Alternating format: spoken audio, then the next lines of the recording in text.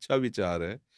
पर पहली बात तो हमारे में सामर्थ्य नहीं है ऐसी, हम अपने में सामर्थ्य नहीं देखते कि हम किसी की कामनाएँ पूर्ण कर सकें, क्योंकि भगवद आश्रित हैं। प्रेम समुद्र करुणा निधान भगवान सबका मंगल करते हैं। उन्हीं के नाम का जप करो, उन्हीं के चरणों का आश्रय ले लो, तो तुम्हारी कोई भी कामना ऐसी नहीं है जो पूर्ण ना हो जाए।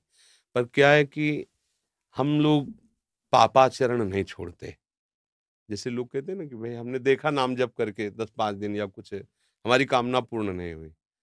नाम जप तो आप थोड़ा करें, इसके बाद जो पापाचरण कर रहे हैं, जो गलत किसी भी कामना की पूर्ति के लिए अगर राक्षसों ने भी अनुष्ठान किया तो आप पढ़ के देख लो। सब असत आचरणों का त्याग करके ऋषि मुनियों की तरह उन्होंने साधना की, मंत्र सिद्ध किया, फिर वो राक्षसी में उतर गए, पर साधना की है उन्होंने। अब किसी भी कामना की पूर्ति के लिए सेव संतरा दान करने से थोड़ी कामना की पूर्ति हो जाएगी। कि आप सोचो 10-5 हज़ार, लाखों हम बेईमानी कर रहे हैं, 10-5 हज़ार बाबा जी को दे दे, सेव संतरा दे दे, वो हमारी कामना की पूर्ति कर दे, मेरी समझ के बाहर। इसलिए हम इन प्रश्नों के लिए कहते, बकाया सबके प्रश्नों का समाधान है निश्चित, यदि आप सही आचरण अपने कर लो।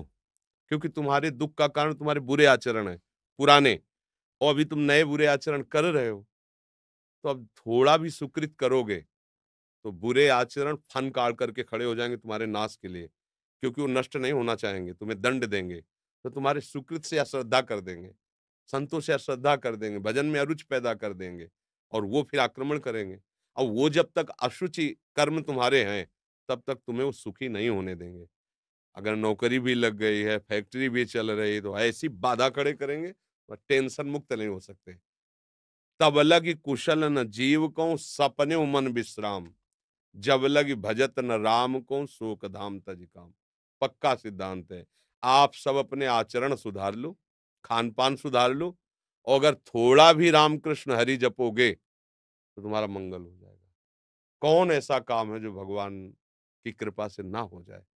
पर हम भगवान की कृपा का आदर कहाँ करते हैं? मनमानी हम विषय भोगें, गंदे आचरण करें, और कुछ बिहारी जी या किसी संत को हम दे के अपना काम बनाना चाहें, तो यहाँ घूस नहीं चलती। अगर तुम्हें अपनी कामना की पूर्ति करनी तो पहले आचरणों को संभालो आप। आप अपने आचरणों को ठीक करो, जो मूल बात है। ऊपर पेंट पोतने से कुछ नहीं होगा। नीचे नींव मजबूत नहीं, पूरा ढह जाएगा। अभी वर्तमान की कोई भी सेवा, कोई भी दान पुण्य आपका एक कर्म हुआ ना, तो आपके हजारों ऐसे कर्म जो आपका नाश करने के लिए तैयार हैं। अब अगर आपको कोई बचा सकता है, तो जो उनको माफ कर सकता है वही बचा सकता है। वो केवल भगवान श्री हरि है। इसीलिए संतों की बात जल्दी समझ में नहीं आती। आप ये करो, ये दान करो, ये पुण्य करो, तुम्हारा काम हो जाएगा, तुम कर दो। नहीं होगा, करके देख लो। क्यों? क्योंकि वो जो तुम दान पुण्य कर रहे हो ये इतना बड़ा है, और तुम्हारे पहाड़ जैसे पाप जमा हो, तुम्हें सुखी कैसे होने देंगे? तब तुम्हें अश्रद्धा हो जाएगी कि ये, तो इसलिए मूल बात है, कोई भी ऐसी बात नहीं जो हमारे भगवान पूर्ण ना कर सके। पर आपको नियम से चलना होगा। आप शराब पियो, मुर्गा बकरा खाओ, व्यभिचार करो पाए माई माई बहन से, चोरी करो, हिंसा करो, और आप सोचो उससे कुछ हम धन दान करके, या कोई हमारी कोई कामना की पूर्ति करने में समर्थ नहीं भगवान के सिवा। तुम चाहे जितने पातकी हो, भगवान का आश्रय ले लो। जिनका चरण धुवन गंगा जी हैं, जिनके चरणों का चिंतन कर कर बड़े बड़े महात्मा हो गए, उन्हीं से तुम्हारा मंगल होगा। और कहीं मंगल हो जाए ऐसी हमारी भावना नहीं है। क्योंकि संत भगवान की ही यश का गान करते हैं। उन्हीं के नाम के प्रभाव से किसी में कुछ भी जो दिव्यता आती है, वो उन्हीं से आती है। तो अगर आपको संतों के पास जाने का लाभ लेना है, तो श्री हरि की शरण में हो जाओ अंदर से। बुरे आचरण बंद कर दो और नाम जप करो, जो चाहोगे प्राप्त हो जाएगा। पक्की बात है। अगर ये नहीं, तो फिर बात है। नाम जप शुरू करोगे तो पहले नाम जप उनको मारेगा, उन कर्मों को, जो तुमने पूर्व में किए हैं, तुम्हें दुःख देने के लिए तैयार है वर्तमान में, उनको वो नष्ट करेगा। इसीलिए समय लगता है। अब आदमी सोचता है कि यार इतने दिन से माला जप रहा हूँ, कोई लाभ तो मिला नहीं। वो लाभ हो रहा है। तुम्हारे दुखों का नाश हो रहा है, अशुभों का नाश हो रहा है। जिस दिन उनको मिटा दिया, तो फिर जो आनंद मिलेगा, वो जीवन कृतार्थ। एक-एक चावल के लिए तरसते थे सुदामा जी। लेकिन धर्म भ्रष्ट नहीं हुए। घर में आते, पत्नी कहती हम तुम तो भूखे रह सकते हैं, छोटे-छोटे बच्चे। बोले हमारा धर्म है। हम अपने धर्म का पालन करते, 5 घरों में घूम आते, नहीं मिलता क्या करें? जैसे हरि रखें वैसे तुलसी दल और चरणामृत से। तो जैसी द्वारिकापुरी थी वैसे ठाकुर ने खड़ी कर दी सुदामापुरी। थोड़ा इंतजार करें, धर्म से चले। पर हम तो धर्म से कहाँ चलते हैं। अगर हमको लगा कि 2 लाख का हमें फ़ायदा मिल जाएगा झूठ बोलने से या इसकी हिंसा करने से, हम चूकते नहीं हैं। अपने स्वार्थ के लिए बेचारे निर्बल पशुओं की हत्या कर दें। अब चाहो सुख, कैसे हो सकता है? करो कुकर्म, पापाचरण करो, मनमानी आचरण करो, इसके बाद सुख चाहो, ऐसा कैसे हो सकता है?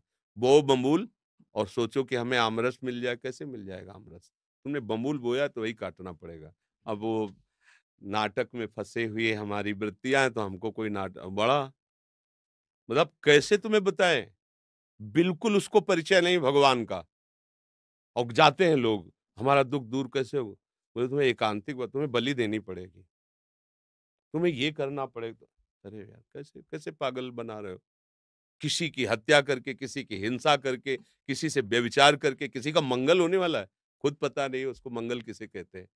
एकमात्र अगर मंगल है तो भगवान के भजन में किसी का आशीर्वाद तुम्हें नहीं बचा सकता। हमारी बात पक्की मान लो। तुम्हारा आचरण ही तुम्हें बचाएगा। ये बार-बार हम तुम्हें कह रहे हैं।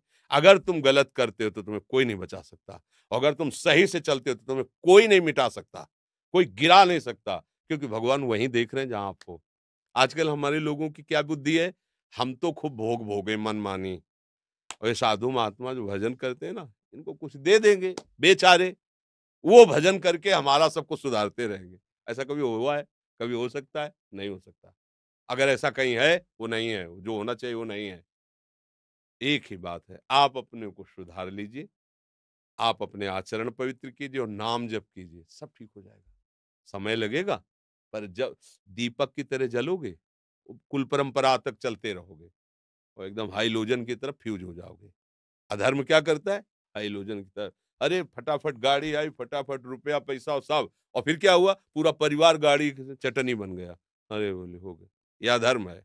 ऐसे ऊपर ले जाएगा तो आपको लगेगा बहुत ऊंचाई पे नहीं, ऊपर से छत से फेंके जाओगे तुम ऊंचाई से। और धर्म से चल रहा है ना, हो सकता है कि उसको घी लगाने को ना मिले रोटी में, लेकिन उसके बच्चे स्वस्थ होंगे, उसका परिवार शांत होगा, आनंद होगा, धीरे-धीरे वो बढ़ेगा। भजन कर रहा है, सत्य से चल रहा है, आज दुखी है, एक दिन वो सुखी हो जाएगा। अधर्म से चल रहा है, पापाचरण कर रहा है, आज वो बढ़िया-बढ़िया तुम्हें दिखाई दे रहा है, एक दिन मिट्टी में मिल जाएगा। अब ये बातें तो चुभने वाली हैं, तो ये बातें सबको पसंद नहीं आती हैं। कितना नाटक है। तुम करो पाप और तुम्हारे को सुख मिल जाए, कैसे हो सकता है भाई, कैसे हो सकता है? बस हम कुछ दे देंगे। अगर साधु तुमसे लेने के लिए चाह कर रहा है, तो तुमसे ज़्यादा गिरा हुआ तो वही बात है ना। तुम उसके दाता हुए, वो तुम्हारा भिखारी हुआ। केवल आचार्यों ने रोटी माँगने का आदेश किया, विरक्त भाव से रोटी माँगकर पेट भर सकते हैं। ऐसे प्रभु की प्रेरणा से वो यहीं वही रखेगा जिसकी प्रभु प्रेरणा कर रहे हैं, अन्यथा यहाँ नहीं। तुम्हारी ताकत नहीं कि तुम निकाल के रख सको। प्रभु अगर रख दिया है और प्रभु की प्रेरणा नहीं हुई है, तो शाम तक उसको नष्ट कर दिया जाएगा। शाम तक उसे बिल्कुल नष्ट कर दिया जाएगा। कई बार हमने देखा प्रभु की लीला कि ऐसा विधा फेंकवा दो, तुरंत फेंको, यमुना जी में जाकर तुरंत फेंको, हटाओ इसको, तुरंत यहाँ से हटाओ। भगवान के आश्रित होने पर ही काम बनेगा। पापाचरण करके ठगा नहीं जा सकता संत महात्माओं को, जो भगवत मार्ग के पथिक हैं। और अगर वो उनको ये है कि आपसे कुछ लेके, तो उनके पास है ही नहीं, कुछ क्या देंगे आपको। कभी भ्रमित मत हो, किसी के आशीर्वाद की इच्छा मत करो। ये बात तुम्हें अच्छी नहीं लगेगी, पर हम बता रहे हैं। अगर आप सच्चे आचरण से चलोगे, नाम जप करोगे, सबकी कृपा आपके ऊपर होगी, आशीर्वाद मांगने की जरूरत नहीं। जहाँ पर कृपा राम की हुई, तहाँ पर कृपा करे सब कोई। अब तुम करो गंदे आचरण, मनमानी, धर्म विरुद्ध आचरण, और कोई तुम्हें बचा ले? बिल्कुल नहीं। संतों का उपहास किया, पेट में कढ़ाई बांध करके, द्वारिकापुरी में, उन्हीं के परिवार में, भगवान के बच्चे।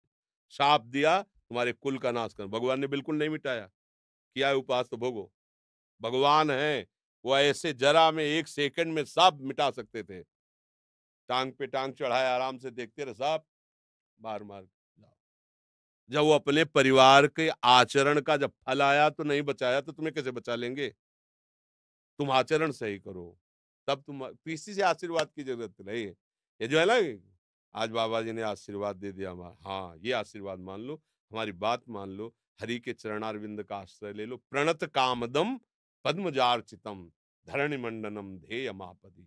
जिनके चरण चिंतन करने वालों के लिए कल्प तरु के समान है। आप हरि चरणों का चिंतन कीजिए। हरि स्मृति सर्व विपद विमोक्षणम। कोई विपत्ति तुम्हें परास्त नहीं कर सकती। आएगी, परास्त नहीं कर पाएगी। हरि चरणों का चिंतन, जिनकी लक्ष्मी जी स्वयं हर समय पूजा करते हैं, वो चरण है। और उन चरणों का आप चिंतन करोगे तो लक्ष्मी कमी रहेगी क्या? पर हम भगवान से नहीं, हम अधर्म से सुख चाहते हैं, इसीलिए हमारी दुर्दशा हो रही। तो किसी की भी नौकरी है, फैक्ट्री है, बीमारी है, ये जो कुछ भी है, सब भगवान की सृष्टि का है। आप उन मालिक की तरफ दृष्टि करो, उनके सन्मुख हो, उनसे प्रार्थना करो। वो बच्चों से कुछ लेने की जरूरत नहीं होती पिता को, बस जरूरत होती है कि वो पिता का अनन्य बना रहे। प्रभु कहते हैं अनन्य, मेरे अनन्य हो जाओ, सब काम बन जाएगा। तो इसीलिए हम कहते हैं कि अब हम क्या करें, तुम्हारी नौकरी नहीं लगती तो हम क्या करें? अगर हमारी नौकरी में निष्ठा होती तो हम भी नौकरी करते, बाबा जी ना बनते। अब किसी का ब्याह नहीं हो रहा, किसी को बच्चा नहीं, ये संसार के तो खेल है। अब इसके लिए हमारे पास तो एक ही उपाय है, हरिशरणम हरिशरणम। वो तुम करोगे नहीं, तुम्हें चाहिए यही जंतुर मंतुर, यही घोड़े की नाल की अंगूठी और न जाने किसके नाखून, क्या क्या सब नौटंकी चाहिए तुम्हें। और वो कुछ कुच्छलयोला एकमात्र हरि स्मरण। विनिश्चितम बदामि ते नान्यथा वचांस में हरिम भजन्ते नरा भवसागर तरंते। हरि भजे सब बढ़िया, हरि न भजे कुछ तुम्हें कोई नहीं बचा पाएगा। संकट तुम्हें, पाप तुम्हें नष्ट कर देंगे। इसलिए भगवान सर्वसमर्थ है। हमारी प्रार्थना मानो, मन लगे ना लगे, दवाई जैसे हमारा स्वाद बिगाड़